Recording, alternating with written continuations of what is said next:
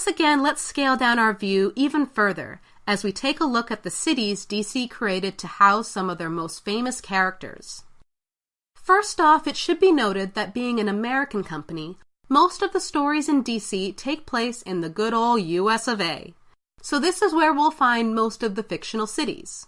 Secondly, for a long time it wasn't really clear just where these cities were.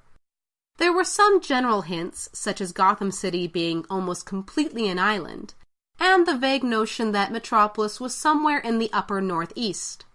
But it wasn't until 1990 when we got a more definitive map with the Atlas of the DC Universe. At least within the US. So let's start there. Here's the map of the USA as DC portrays it. And of the 50 items listed in the legend, not all of them are fictional cities. Many are quite real, such as Los Angeles, Seattle, Phoenix, Las Vegas, Houston, Denver, and Miami, just to name a few. Many of these cities play host to characters found within the DC universe, such as Washington, D.C. being the home of the hero Steel, or San Francisco being the former home base of the Teen Titans, Supergirl, and Zatanna. But we're just going to focus on cities made especially for the DC universe. The other items listed on this legend are a few important landmarks and buildings. One being the Challengers Mountain Amusement Park, which is the secret base for the team of adventurers known as the Challengers of the Unknown. As their name suggests, this group gets up to weird and far-out adventures, dealing with science fiction, aliens, and the paranormal.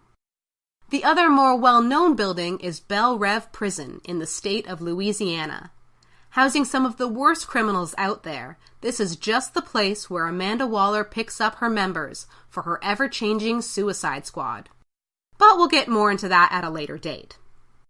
The first fictional city listed on this map is Star City, located on the Pacific coast north of San Francisco. This is the hometown of the hero Green Arrow, aka Oliver Queen and his companions. Known as a haven for artists and a port city, the location of Star City was very much up for debate over the decades, jumping from state to state, as it was been said to be on the Great Lakes in the 1960s, or on Massachusetts Bay during the 1970s. However, in the past years, DC has made it official that Star City is a Pacific Coast city close to San Francisco. To the south of Star City, you will find Coast City, just 20 miles away from Edwards Air Force Base, and hometown of the Green Lantern, Hal Jordan. Though it was destroyed during the Reign of Superman storyline, giving way to the Zero Hour Crisis saga, it was later restored by the heroes Spectre and Hal Jordan himself. But if we move north up the coast and inland, we will find a second haven for the Green Lantern, in Evergreen City. Located approximately 50 miles southwest of Spokane, Washington, Evergreen City was where Hal retreated for a while, following his failed relationship with Carol Ferris, who in most continuities is a member of the Star Sapphires. As we move southeast and into the heart of America, we find three other important cities. The first being rural Smallville, Kansas. The perfect picture of middle America farmland, Smallville is the childhood home of Clark Kent, aka Superman, while he was being raised by his adoptive parents, John and Martha Kent. Here, Clark not only adopted his good old country boy identity, but also learned to cultivate his superpowers in secret with the help of the Kents. Moving over into the state of Missouri, we will find Central City, the much more urban home of the second version of The Flash, Barry Allen. Now, I want to take a moment to point out just how awesome the people of Central City are. That is, as long as we ignore the storylines of the New 52 Flash. Because while most superheroes walk the line of being revered and reviled by the people they protect, the people of Central City totally have the Flash's back. They are his biggest fans, having erected a Flash museum in his honor.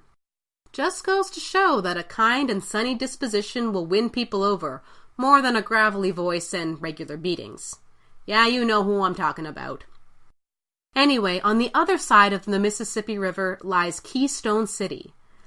This blue-collar sister to Central City is the home of the Golden Age version of The Flash, Jay Garrick.